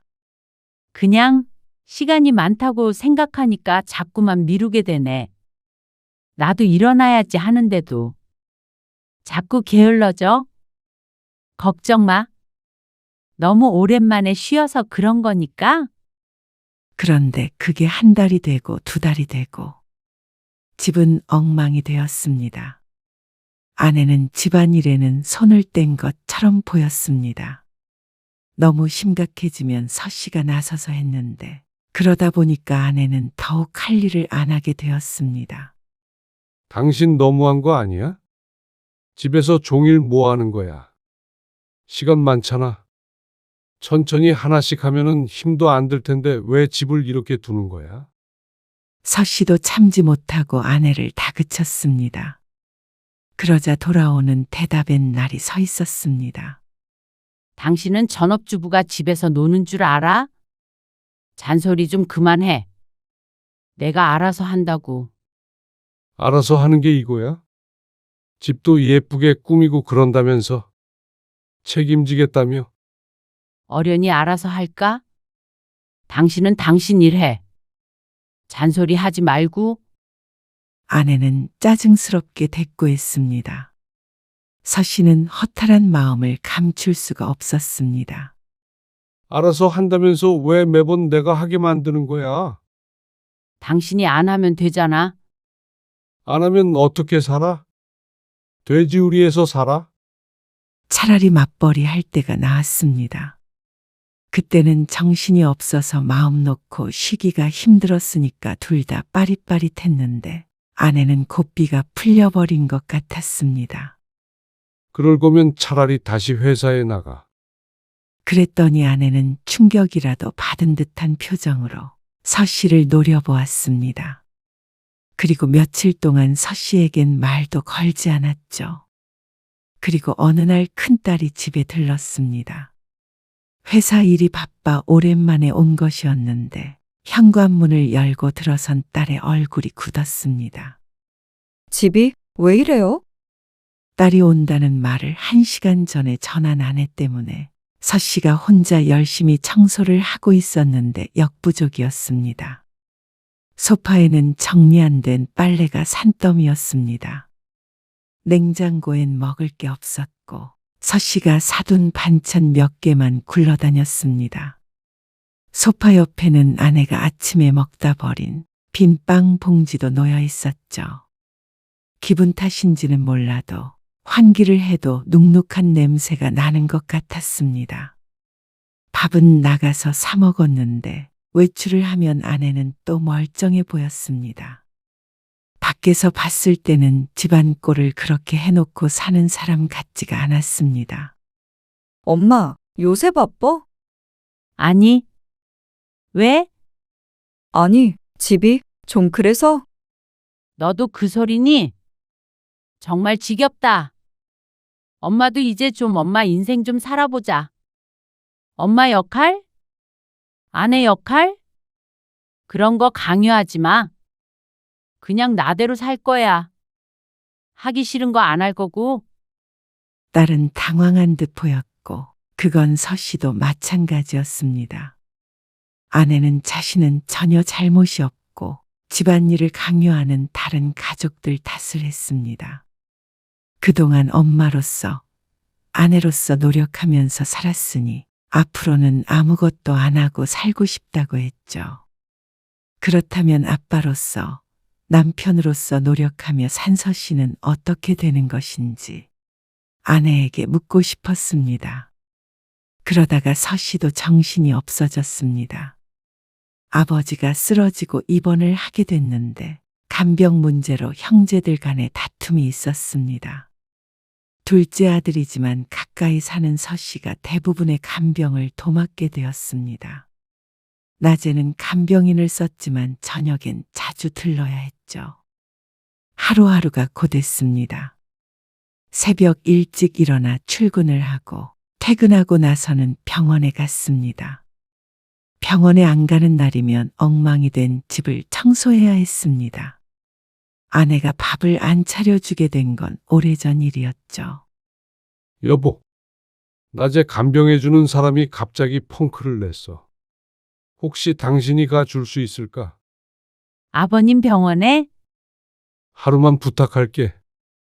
아내와의 사이도 점점 안 좋아지기도 했고 시아버지 병수발을 들게 하고 싶지는 않아서 아내에게는 부탁하고 싶지 않았습니다. 하지만 아무리 생각해 보아도 낮 시간에 한가한 사람이 아내밖에 없었습니다. 그런데 아내는 남편의 상황 같은 것은 아무래도 상관이 없는 것 같았습니다. 나 그런 거 자신 없어. 뭐, 병원 가서 뭘 어떻게 하라고. 하루만 좀 가서 봐드리면 안 돼. 서 씨는 지쳤습니다. 한숨을 쉬면서 말하자 아내가 도리어 기분 나쁜 듯 말을 했습니다. 그렇게 힘들면 간병인을 한 명 더 써. 뭐하러 당신이 왔다 갔다 해? 간병인은 공짜로 쓸 수 있는 것인 줄 아는 모양이었습니다. 아내의 말에 헛웃음을 지었습니다. 간병인 쓰는 비용은? 형제들끼리 분담하는 거 아니야? 다들 고만고만 사는데 간병인을 2명이나 쓰는 건 누구에게든 부담이었습니다. 서 씨에게도 말이죠. 그래서 당신은 안 된다는 거야? 왜 나한테 시키냐고. 당신은 진짜 내가 노는 줄 알아. 궁시렁거리는 아내에게 정이 떨어지는 기분이었습니다. 간병을 도맡아서 하라고 한 것도 아니고 하루만 부탁한다는데 어떻게 단번에 싫다고 할 수 있는 것인지. 그래. 알았어. 서 씨는 아내에게 희망을 갖지 않기로 했습니다. 종일 집에서 누워서 드라마 보고 휴대폰만 들여다보고 있는 아내. 더는 인간적인 대화도 나누기가 힘들었습니다. 그러다가 서 씨의 아버지는 2달 만에 퇴원을 했습니다. 그리고 몇 개월 안 지나서 장모님에게도 일이 생겼죠. 여보, 엄마 응급실에 갔대. 뭐, 아침에 서 씨를 깨우며 아내가 하는 소리에 서 씨가 놀라서 벌떡 일어났습니다. 침대에서 떨어졌는데 어디가 골절됐다나 봐. 같이 좀 가줘. 서 씨는 회사를 하루 쉬게 되었습니다. 병원에 가서 장모님을 입원시키고 왔다 갔다 하다 보니까 하루가 다 갔습니다. 급한 문제가 일단락되니까 서 씨도 아내에 대한 반발심이 들었습니다. 서 씨의 아버지가 입원했을 땐 그렇게 병원에 가기 싫다고 하더니 친정 문제가 되자 곧바로 서 씨를 찾는 게 참 이기적이었죠. 마음 같아서는 너도 네가 알아서 해라 하고 싶었지만 차마 그럴 수가 없었습니다. 인간적으로 말이죠. 그러던 어느 날이었습니다. 서 씨는 우편함을 비우다가 안쪽에 밀려나 있던 봉투를 발견했습니다. 은행에서 온 것이었습니다. 아내의 앞으로 온 것이었죠. 봉투를 열어보니 연체 안내문이었습니다. 대출금 연체? 서 씨는 눈을 의심했습니다. 웬 대출인가 싶어서 아연실색했습니다. 서류를 자세히 읽어보니 아내가 돈을 빌리고 안 갚은 듯 했습니다. 이게 뭐야? 서 씨는 서류를 들고 안방으로 들어갔습니다. 마침 아내는 동창 모임에 나가 외출 중이었죠. 서 씨는 아내가 올 때까지 기다렸습니다. 손에 그건 뭐야? 아, 뭐 좀 샀어? 화장품? 생활비 부족하다고 그랬었잖아. 아끼고 아껴서 산 거야. 아내는 대수롭지 않게 대답했습니다. 서 씨가 그 앞에 우편물을 펼쳐 보였습니다. 그러자 아내는 당황하며 종이를 낚아챘습니다. 이걸 왜 봐? 이게 뭐야? 무슨 대출? 좀 빌렸어? 카드값이 좀 밀려서. 일단 막으려고. 카드값이 왜 밀려? 얼마나 썼길래? 아내는 대답하지 않았습니다. 당신 이게 다야? 얼마 빌린 건데? 아내는 아니라고 잡아댔습니다. 그러면 카드 내역이랑 생활비 통장이랑 다 보여줘. 왜 그런 것까지 당신이 참견해? 한 달에 일정하게 드는 생활비는 전부 아내가 관리를 했고 저축하는 돈은 서 씨가 관리하곤 했습니다. 그런데 늘 같은 규모로 소비하던 서 씨 부부였습니다. 그리고 서 씨에게 알리지 않기 위해서 몰래 대출을 받다니요. 이건 도저히 있을 수가 없는 일이었습니다. 아내를 추궁하자 지난 몇 달간 대출을 1,100만 원을 받은 사실이 드러났습니다. 공동으로 관리하는 통장에까지 손을 대지 못하니까 자신의 앞으로 신용대출을 받은 것이었죠. 이게 뭐야? 이게 뭐냐고. 서 씨가 언성을 높였습니다. 그러자 아내는 아무 말 없이 발끝만 쳐다보았습니다. 당신 정말 너무한 거 아니야? 당신은 우리 미래에 대한 생각은 안 해. 그냥 당신 혼자 편하게 살면 그만이야. 그러려고 직장 그만뒀어? 뭐? 어떻게 그런 식으로 말해? 그러는 당신은 어떻게 그런 식으로 행동하는 건데? 이게 당신이 원했던 거야? 모임에서 그 여자 부럽다며?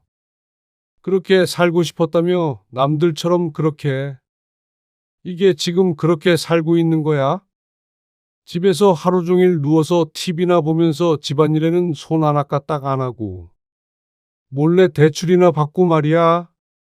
돈은 어디다 쓴 건데? 그냥 낮에 배달시켜 먹고 모임에서 쓰고 살 거 사고 했어. 내가 그 정도도 못해? 평생 돈 벌었는데. 적반하장도 유분수였습니다.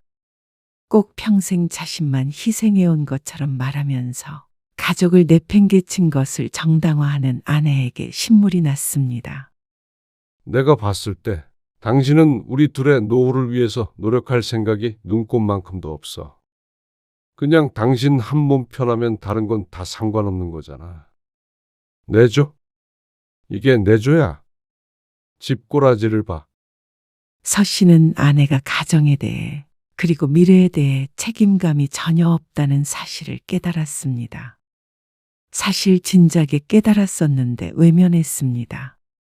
집안일 좀 안 하는 거 가지고 와이프를 이렇게 비난하는 남자가 어디 있어? 내가 집안일 안 한 걸로 이러는 거야. 그러면 아니야? 돈 벌어온다고 지금 나 무시하는 거잖아. 생활비도 조금만 주니까 내가 대출까지 받았지. 그러니까 당신도 같이 벌면 되잖아.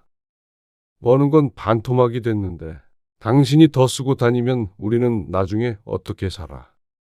그럼 당신이 더 벌어. 아내의 말에 서 씨는 더 이상 대화하고 싶지 않아졌습니다. 서 씨는 천장을 쳐다보다가 눈을 질끈 감았습니다.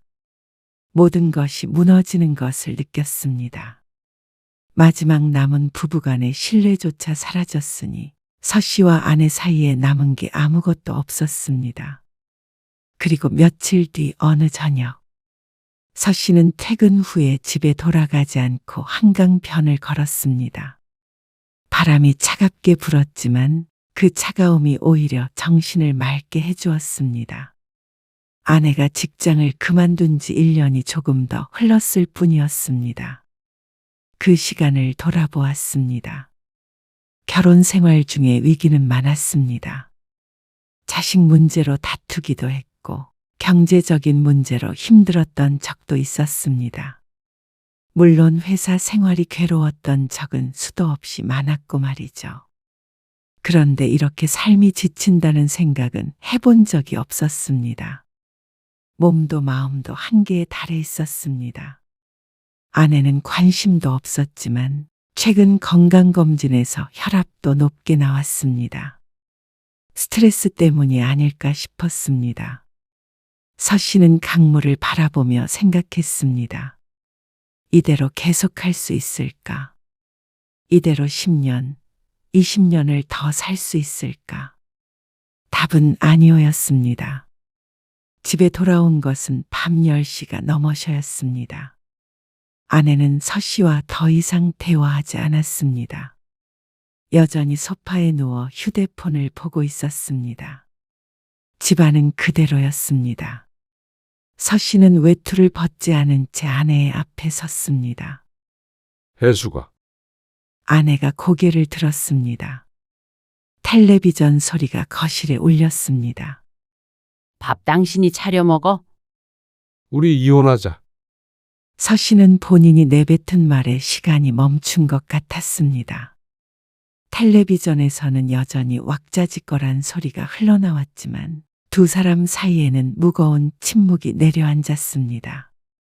아내는 천천히 몸을 일으켜 앉았습니다. 뭐라고? 이혼하자고.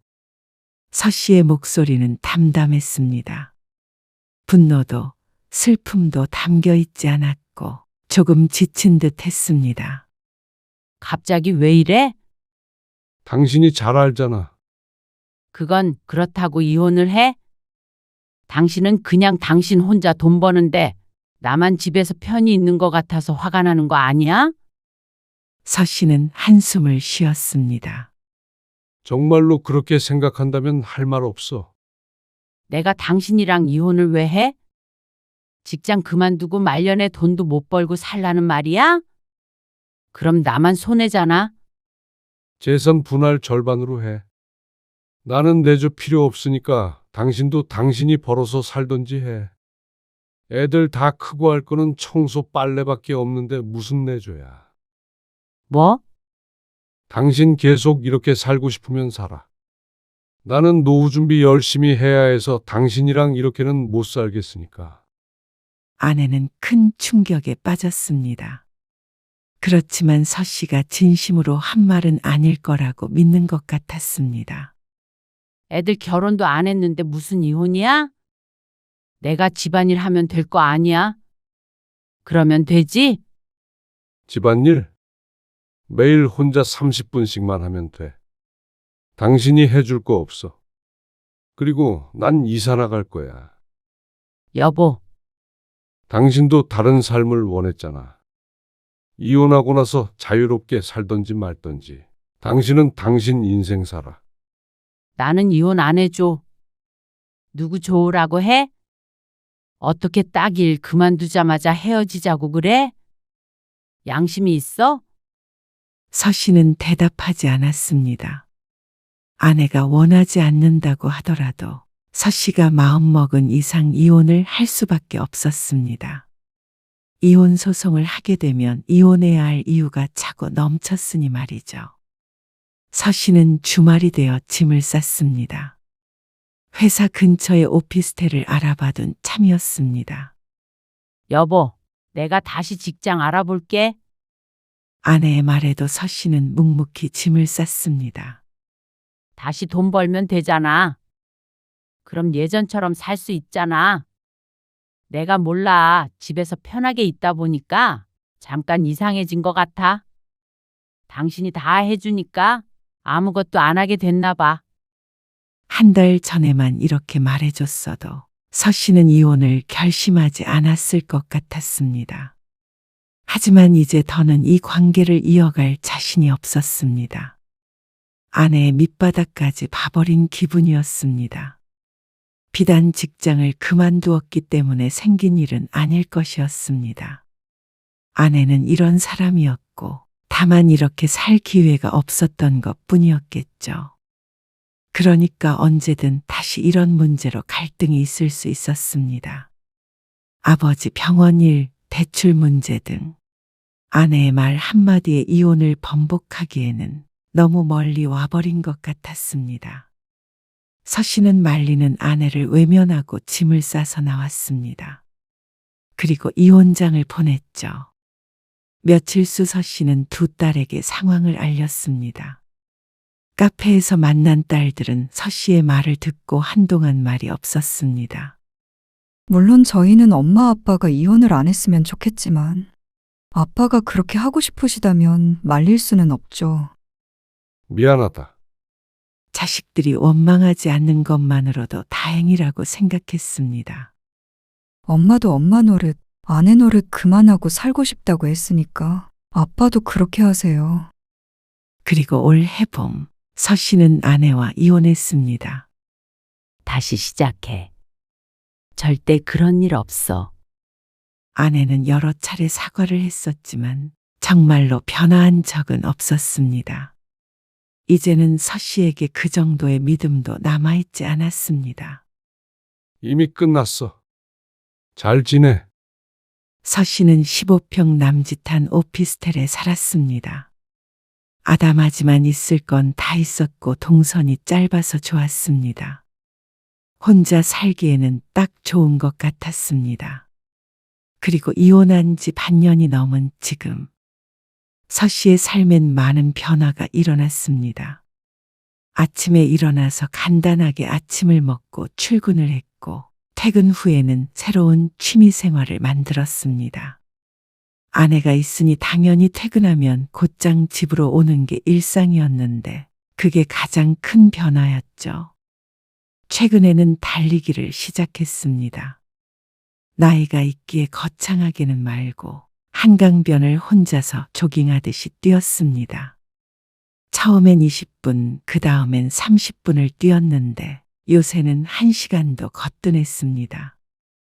순수하게 건강 목적으로 시작했는데 재미도 들여서 저녁 시간이 즐거웠죠. 그리고 돌아와서 좋아하는 음식을 먹으면서 텔레비전도 보고 쉬면 그게 그렇게 좋을 수 없었습니다. 아내가 없어서 좋다기보다는 혼자인 삶도 나쁘지 않다는 걸 알게 되었죠.